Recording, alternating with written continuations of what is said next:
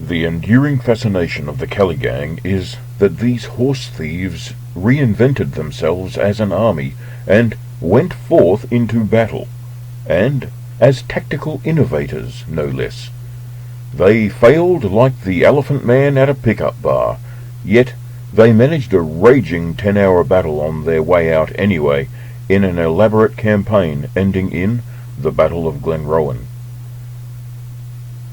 It's about time it got picked apart like any other classic battle in a tactical breakdown, and I hereby do just that for you. I will throw in many short clips from The Last Outlaw and scenes from the comics of Monty Wedd, because they will bring considerable atmosphere to it. Join me now, please.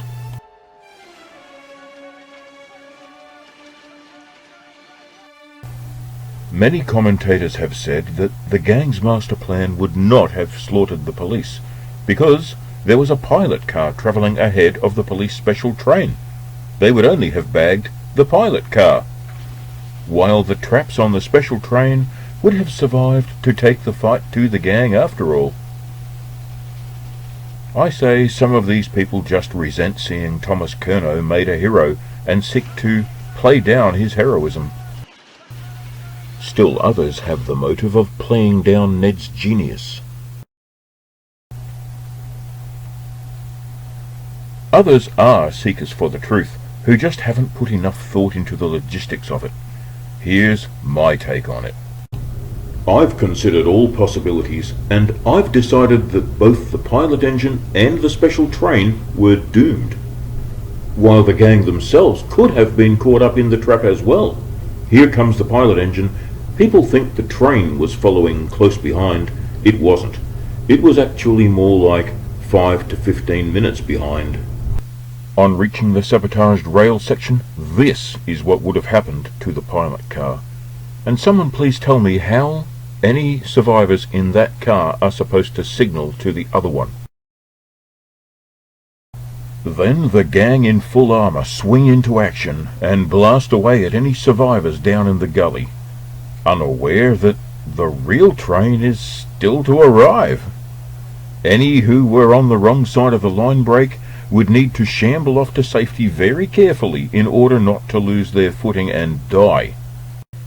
Oh, they would have gotten plenty of warning the train was coming, it being very loud in the night air, but they would be very excited, quite nervous about the big showdown, and unused to walking fast in this ponderous new armour, which had bugger all depth perception, the more so for poor Joe Byrne with the stormtrooper-shaped vision slit he's trying to look through. In this pressure cooker situation, something would have to give.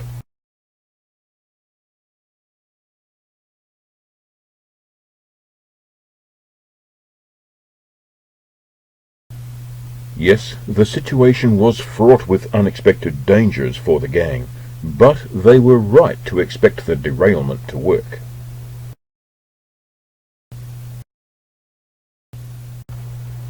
But who says the whole train would plummet into the gully below?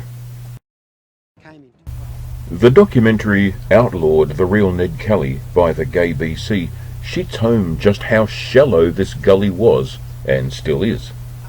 Slope to where Judith is standing, it becomes very... It was not exactly the Grand Canyon, and there's already a wrecked pilot engine at the bottom of it for this one to pile into. So I'm going with something like this, with a carriage stuck like a bunker right in front of the Outlaws up the top. Lots of jackknifing, like happened at Berrin Dojo, also Victoria, in 2004. Inside the train it would have been carnage. This sketch was made in the press section of the train on the big day. Up front, the engineers and the guard would have been flung out of the engine room to their deaths.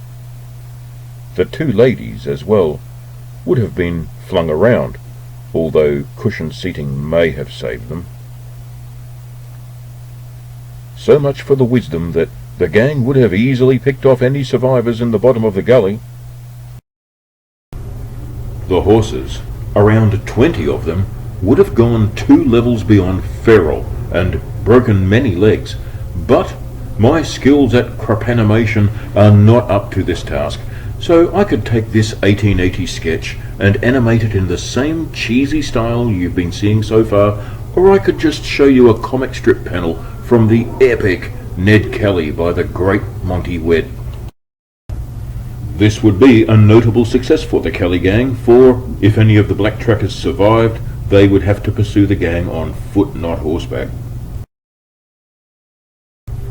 But even the ghastly pandemonium of horses light-headed with terror, women shrieking, steam engines gushing, would not suppress one other universal sound.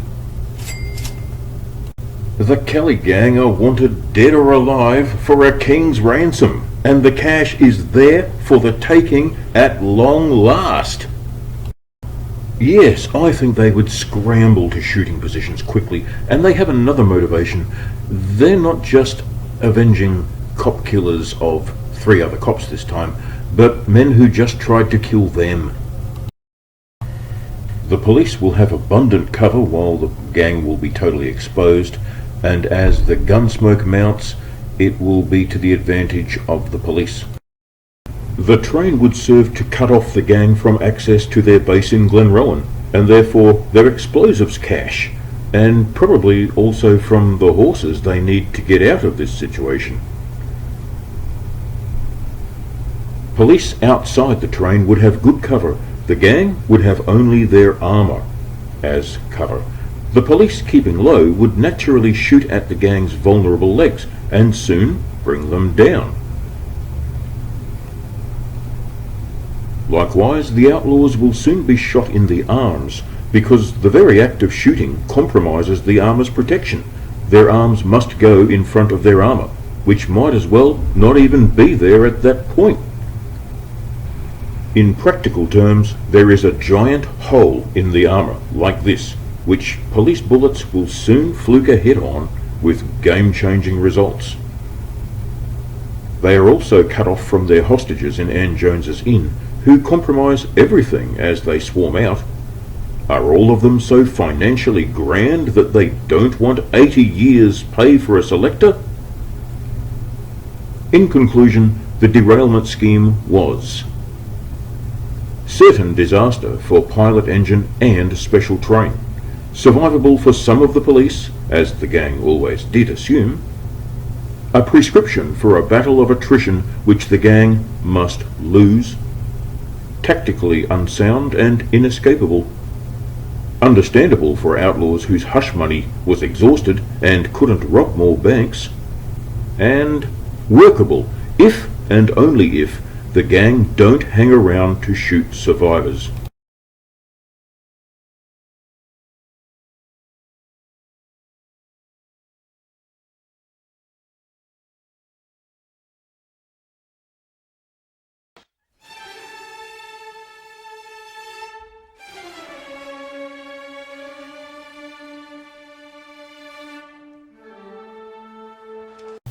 The Kelly gang's grand plan began with the bait in the trap, the murder of erstwhile mate Aaron Sherritt. It worked, in spite of deeply unsound planning and execution. I'll explain that just as soon as we establish a good plan of our own. Here are 2 plan views we've got to go on, and neither is satisfactory. Let's call them Play School and Sleep Standing Up. You see, hilariously, this one contradicts itself. Let's flip it to face the direction of Joe Burns' entry. It shows the bedroom as about 1/3 of the total house, thus allowing the bed to fit in. Yet, in the accompanying sketch, there's no way that bedroom is 1/3 of the house. What a balls up! Let's view it in isolation to ram home the point. You could not put a bed sideways in this bedroom. As for the Play School picture, well, first let's reorientate it in the direction of Joe Burns' entry. Line them up and the irreconcilable proportions of the two rooms in the two portrayals becomes all too terribly obvious. I'll use the sleep standing up picture, after first rectifying it of course, for the backside, and we'll use the play school one for the front of the house. Now, the gang were convinced that Sherritt had turned traitor on them and was selling them out for 30 pieces of silver. It was well known that he hung out with a police detail, and the gang probably expected to shoot down some traps and let one live to raise the alert. Ned's statements suggest as much, and Aaron Sherritt has argued a convincing case for this in this book. In the famous newspaper sketch, riddled with inaccuracies, Dan is shown starting out at the back door with Joe, although it is normal to place him at the opposite door. Yet I regard this as unproven, since he did take several minutes to come inside. He could have walked around the house. All the books on the subject have Dan starting at the opposite door to Joe, but it is not compatible with the testimony we've got to go on. And then there's the problem of friendly fire. Look at the straight-through passage, and notice how in reality the door was shut, unlike in both of these maps. It was a shotgun. Sure, they don't normally shoot through wood, but it was loaded with bullets, so friendly fire was an issue. Every book says that Dan started at the other door, but for no other reason than misreading the testimony of the hostage Anton Wick. He was the only guy who knew, and was still alive 3 days later. Otherwise, only Dan Kelly and Joe Byrne knew, but when in police custody 2 days later, they had no comment to make. You see, Anton Wick was not testifying that the outlaws took up station at opposite doors and then killed Sherritt. Rather, he was talking about where they were after Sherritt was shot. These are the words spoken at the Royal Commission in exactly the order they occurred. If anything, I think that the outlaws would use him as a human shield, expecting the police to be armed after all. And they would have been mindful of friendly fire incidents, which might occur in this traditional interpretation of the event. Indeed, they apparently anticipated a firefight, seeing as Dan probably wore his armour, again according to testimony of Anton Wick. Well, would you describe Dan Kelly as very stout? And the ear witness evidence, too, backs up my theory that the outlaws were side by side for the murder itself. So, this artist is vindicated. Or I'm just reading too much into it.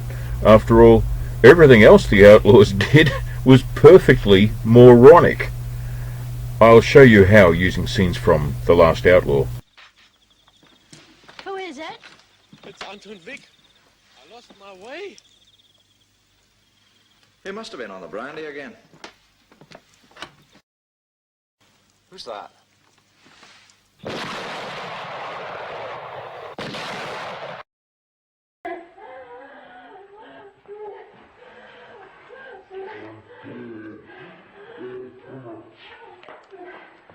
Or was Joe that stupid?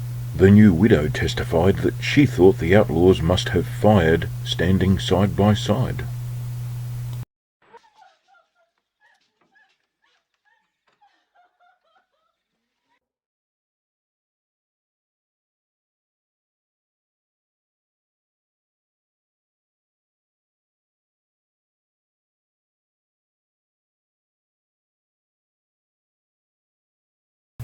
This shocking oversight left Dan vulnerable to police fire through their window, and even one wounding is disastrous when your army is just 4 men.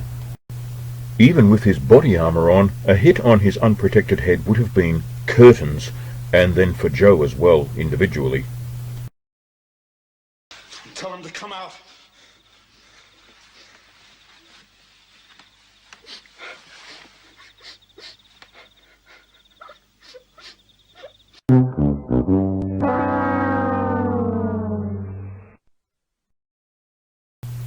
After the outlaws left the scene, men who tried to alert the outside world to the murder got intimidated into silence by...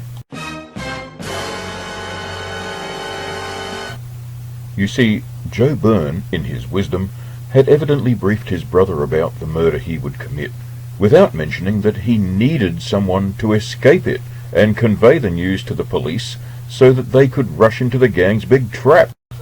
And, seventh in the list of outlaw blunders, both men fired blindly into the bedroom, on spec that everyone in there is a cop, even after the girl moved in. This is a prescription for killing civilians and losing public sympathy. We'll come back to the outlaws later. Now let's consider how the police performed in this night of terror. Kelly fans love painting these four cops as cowards for hiding under the bed, and more besides, like in this work of the overrated artist Sidney Nolan, called The Defence of Aaron Sherritt, helped along by the ferocious, incontinent language of the Royal Commission, made up of lefty politicians who basically hated cops, and who would surely have stormed through the outlaws, dealing death fearlessly had they been on the case instead of those four police. You can be sure of it. This is what these fuckwits had to say in their final report. Never was there a more conspicuous instance of arrant cowardice than was exhibited by these men on the night of the murder. Instead of attacking the outlaws, or at least making some effort out of sheer regard for their manhood, if not for their official responsibility, they sought the protection for themselves which they should have afforded to others. They then go on to say,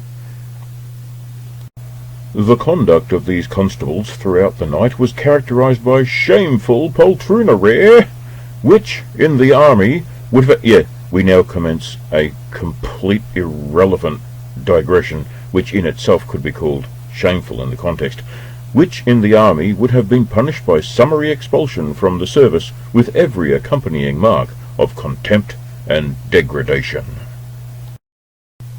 Now, Kelly supporters like to console themselves that the failure of Ned's grand plan was entirely due to these police failing to emerge for fully half a day after the murder due to cowardice. But I will now argue a case that they did nearly everything right, tactically speaking. Let's go.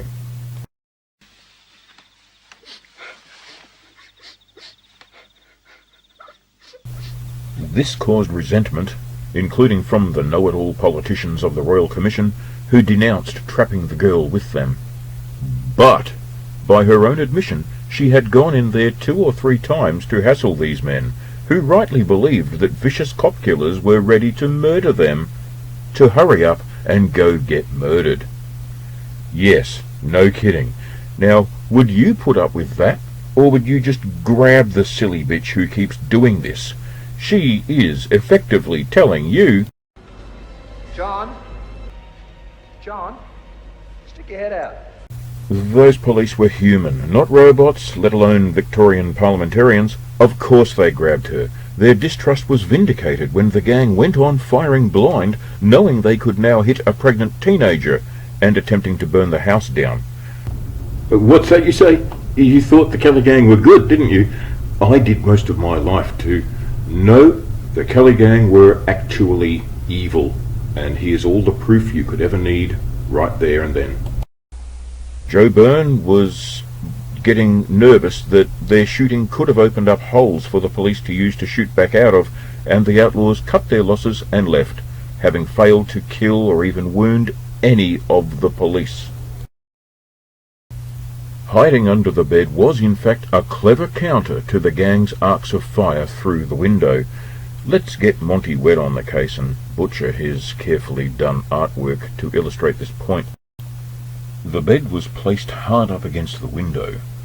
The outlaws could look in and fire in easily at anyone on the bed. Likewise, if the police lie on the floor in the open, Dan can see them easily and shoot them. If the police stand up, Dan has got them on toast. There's only one place they can go that is in dead ground for vision and for shooting, and that place is under the bed.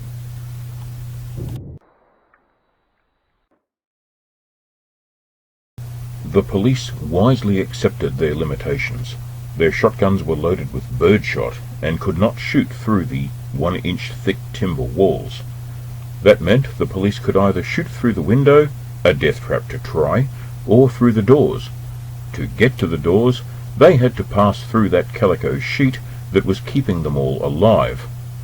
And the moment you do that, you've walked into their prepared killing zone, and they're shrouded in darkness with human shields in front of them, while you're illuminated by the internal fire and candle, and you have to get to that calico sheet in the first place, across another prepared killing zone.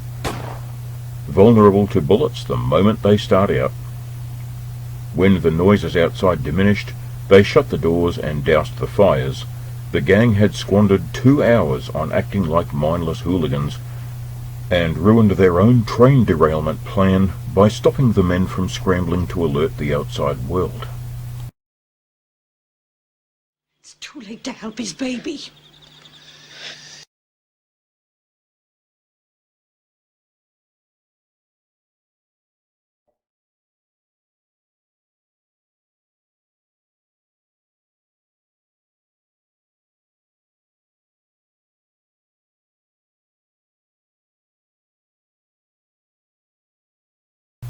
So, in the final analysis, the gang's plan succeeded in luring a force of police into the trap. The gang established an ascendancy over their enemies, but overplayed their hand counterproductively. Hostage-taking played a decisive role in the conflict.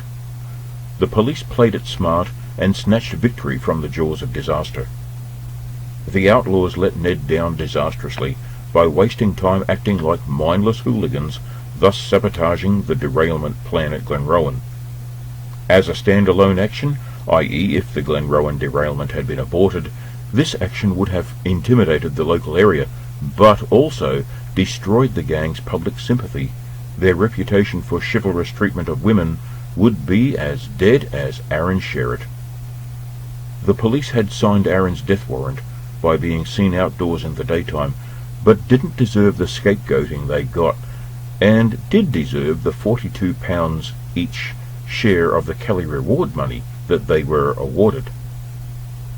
We should stop spinning the facts as the police failed to come out and fight, and instead assemble the facts to read the gang failed to get any of them.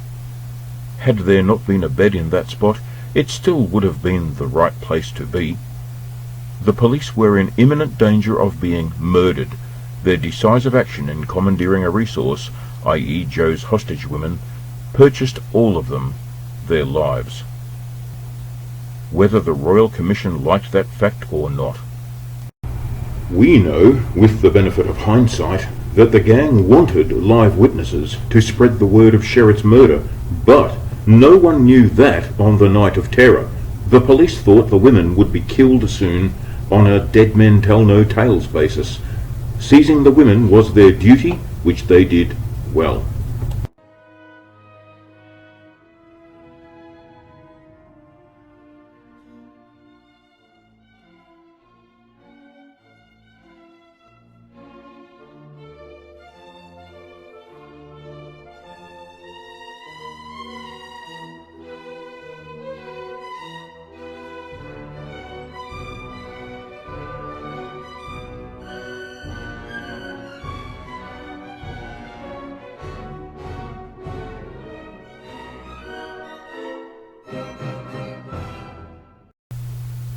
Thank you for watching, folks.